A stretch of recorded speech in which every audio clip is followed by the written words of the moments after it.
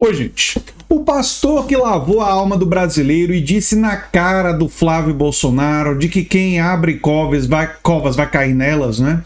Que aqueles que cometem crimes contra a democracia devem ser punidos e aqueles que cometeram crimes na pandemia devem ser punidos, né? Punidos pela justiça.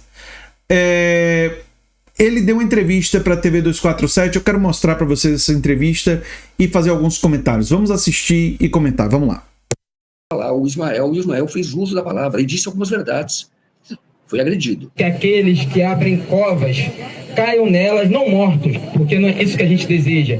A gente deseja que sejam julgados e condenados pelo mal que fizeram, como seu pai, que abriu 700 mil covas durante a pandemia. Na verdade, eu fui para fazer uma galhofa ali, fazer uma piadinha sobre a vigília, né? Tinha pouca gente ali, cerca de 200 pessoas. Eu ia gravar um videozinho fazendo a brincadeira e ir embora. Mas aí eu fui ouvindo o que o povo estava falando durante as orações, durante as reflexões bíblicas, ali usando os versículos, eu confesso que eu fui ficando bem bravo mesmo. E aí eu falei, quer saber, eu vou pedir a palavra nesse negócio.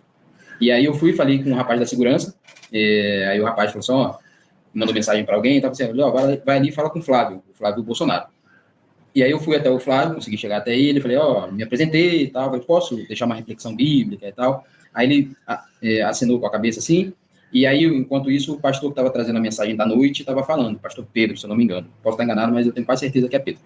E aí ele, após o pastor terminar a reflexão, ele chama um outro pastor para falar, e o pastor não estava presente, tinha faltado. Então ficou um buraco na programação ali, e aí ele me chama. Ele vem trazer a reflexão e tal. E aí é quando eu leio Eclesiastes 10, do versículo 1 ao versículo 8, e aí esse texto foi pensado, porque eu sabia que eles ouviriam e achariam que eu estava falando do Lula, porque fala do governo antitolo ali e tal. E aí no versículo 8 fala que quem abre covas será lançado nelas. Aí eu trago a reflexão, dizendo, a gente não quer que caia morto, mas a gente quer que seja julgado por dentro do processo legal e responda pelos seus crimes, como seu pai, que abriu 700 mil covas durante a pandemia. E aí eles ainda ficam meio atordoados, né? Então eu continuo falando, eu digo, e todos os aliados que colaboraram com isso, trouxeram essa horda do mal contra o nosso Estado, aí é a hora que eles me interrompem, e aí, enfim, aí começam as violências, e foi isso, assim, foi meio inusitado, não foi algo coordenado, não foi algo planejado, mas que, aí eu não sei se foi coincidência ou providência, mas aí eu fui encaixado na programação ali por conta da falta de um outro pastor.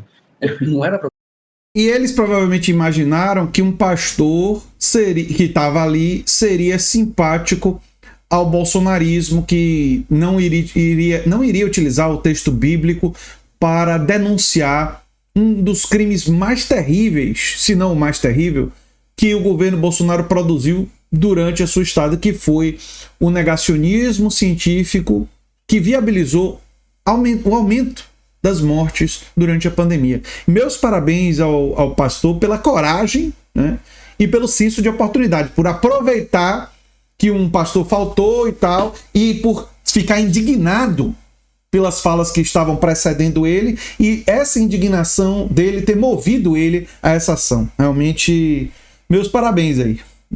E ainda bem que as agressões que foram feitas contra ele não levaram ele para o hospital, não foi uma coisa mais grave.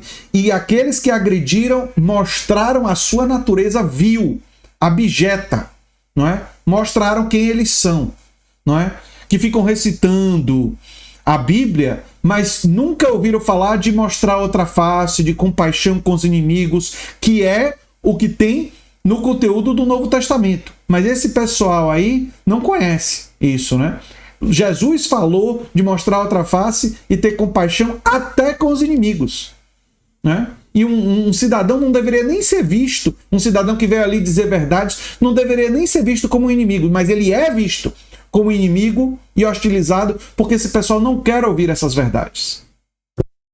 Você falar, então, você fez o pedido, claro, você não é do grupo deles, mas você se apresentou como já. Quando você ouviu, é isso que você falou, você ouviu que estavam, na verdade, manipulando, né, usando a palavra de Deus com finalidade política. Você lembra do que é que te tocou? Exatamente que você ficou indignado e falou, não, eu vou ter que falar. Foram vários, na verdade, né? Mas principalmente a hora que o pastor estava pregando, leu Isaías 58, assim, aquilo me bateu doido, porque é um texto que fala de justiça, gente. Assim, eu falei, gente, pelo amor de Deus, eles estão usando um texto que ensina pra gente sobre justiça para defender alguém que foi condenado injustamente, e eu digo que ainda há pouco, porque ele não foi condenado pelas 700 mil mortes, ele foi condenado pelo atentado contra o Estado de Direito, que é justo, eu acho que a condenação é justa, mas ainda falta. E aí, acho que a fala naquele momento foi importante nesse sentido, falar, ainda falta. Ele abriu 700 mil covas junto com toda essa horda do mal que vocês compõem, e vocês ainda não foram responsabilizados por isso, então a gente vai responsabilizar. E você, esse texto que você leu, que é Eclesiastes, você disse, capítulo 10, é isso? Capítulo 10, isso. Mas você sabia, você conhecia isso? Porque a Bíblia é um livro muito extenso, entendeu? E não é algo comum, entendeu? Esse texto não é comum. É isso, né? Muitos anos de igreja, a teologia, enfim, me fez também, embora o Antigo Testamento não seja a minha especialidade na teologia, mas é isso, já preguei incontáveis vezes, então alguns textos a gente acaba gravando, né? E esse era um deles, vou utilizar o texto de Eclesiastes, porque eu sei que eles não vão entender de cara, então eu vou conseguir apresentar o texto e depois dar um punch, né? Depois colocar, dizendo, fazer toda a reflexão, e depois falar assim, estou falando do seu pai. E aí consegui, deu certo. E você fala, você não gagueja, você não mostra, pelo menos olhando o vídeo, você não mostra que está com medo. Como é que foi isso? De onde você tirou essa coragem? Porque eram muitas pessoas ali. Assim, medo a gente tem, mas não usa, né? A gente... eu confesso que eu estava com medo, mas o momento que eu mais senti medo foi depois que eu falei o seu pai e eu pude continuar a fala. Eu confesso que me deu uma apreensão nesse momento, que eu falei, cara, esses caras não estão deixando eu falar para depois eles não deixarem eu sair daqui. Eles vão me cercar, eu não vou conseguir sair. Mas, enfim, graças a Deus. E aqui eu vou ser justo e agradecer ao Flávio também, porque eu acho que eu só não apanhei ele no miolo porque ele pediu que não. Ele falou, não, gente, deixa ele ir. Aí eu consegui sair do miolo, as agressões começam só depois. Mas foi isso, assim. Com medo eu tava, gente, assim. Eu tava com muito medo. Mas...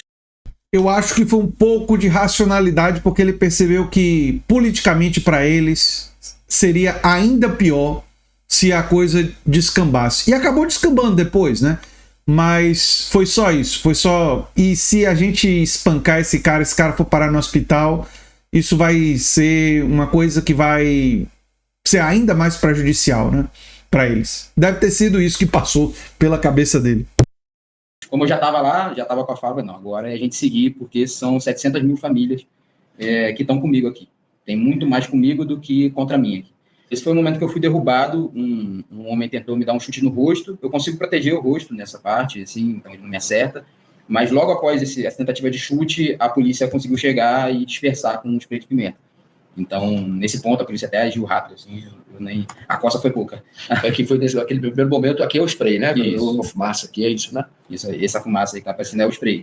Você depois que se levantou e deu entrevista, porque você, quando vai entrevista, você fala uma coisa do olho. Foi depois daí. Perfeito. Olha, aqui que horas? Foi antes, né? Isso foi antes da queda. Esse rapaz atrás, ele tenta me dar um soco, essa parte eu tinha acabado de desviar a mão dele. Tanto que minha mão tá bem encostada nele, assim. E aí ele volta com a mão e me acerta nas costas, mas assim, foi um golpe não muito forte, então não me machucou.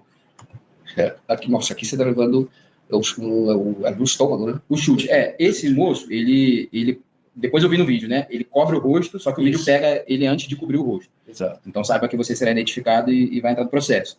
Aí eu consigo evitar o chute dele e empurro ele e tal, consigo me desvencilhar desse ataque. E sigo caminhando. Eu tava só caminhando. Se ver o vídeo completo, eu saio caminhando, assim, lógico, sem recuar, porque eu acho que isso faz com que eles cresçam. Só tem um momento que eu dou uma acelerada, porque eu estava tentando chegar na viatura. E aí eles fecham a viatura. É um momento que eu dou uma corrida, assim, para tentar chegar na outra saída. E aí eu agradeço muito a imprensa, porque a imprensa me cercou em um lado, para tirar fotos, filmar e tal, mas impediu que outra parte do grupo chegasse. Então, por um lado a imprensa estava me cobrindo, do outro lado eu consegui me defender minimamente ali até ser derrubado.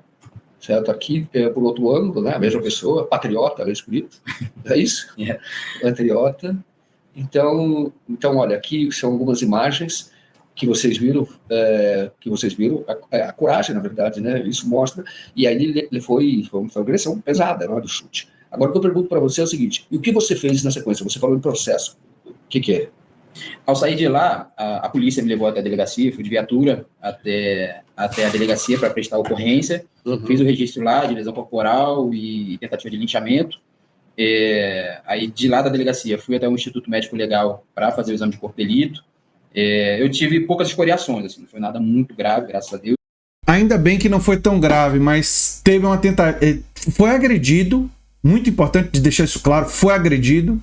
Né? É porque ele soube se defender ali das agressões, que as agressões não foram tão graves, mas poderia ter sido muito grave.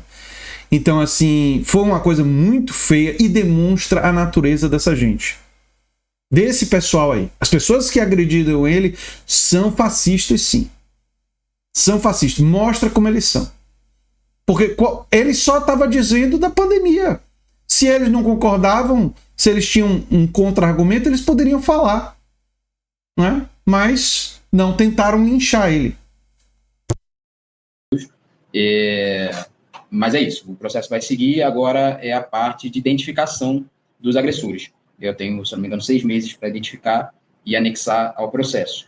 E é isso que eu estou fazendo nesse momento. Você foi sozinho para a delegacia, sem advogado? Sem advogado. Porque a polícia me encaminhou e tal, lá eu conversei com o delegado, na verdade com o agente, né, que me atendeu, e aí naquele momento eu estava sem advogado, embora, enfim, já esteja com suporte, enfim, o movimento está me dando todo o suporte necessário. Muita coragem, meus parabéns, realmente excelente, e ele lembra com correção dos crimes na pandemia, que ainda falta ser julgado o Bolsonaro. Mas não só por esses, né? Tem as joias, tem as rachadinhas, mas o grande crime pelo qual o Bolsonaro e os seus ministros e seus aliados ainda não foram julgados e ainda não foram condenados são os crimes detalhados na CPI da pandemia. E a gente aqui vai continuar pressionando. Se você acredita que esse pessoal tem que ser julgado por esses crimes, compartilhe esse vídeo. Leve para mais pessoas, peça para as pessoas compartilharem, para a gente não deixar essa questão ser esquecida, essa questão deixar de ter pressão popular, de ter lembrança das pessoas em relação a isso, inclusive para orientar o voto no ano que vem. Eu sou André Teixeira Jacobina, o canal é a Nova Máquina do Tempo. Se você gosta do que a gente faz, se inscreve, dá um like, compartilha. Quem sabe faz o curso Como Entrar no Mestrado ou Doutorado. O curso está no comentário fixado. Pode divulgar para amigos e conhecidos. É um curso preparatório para quem quer fazer pós-graduação. E se você gosta muito do que a gente faz, tem o Pix do canal, andretj@terra.com.br. E se você gostou desse vídeo, provavelmente vai gostar do vídeo sugerido no final. Tchau, tchau, gente.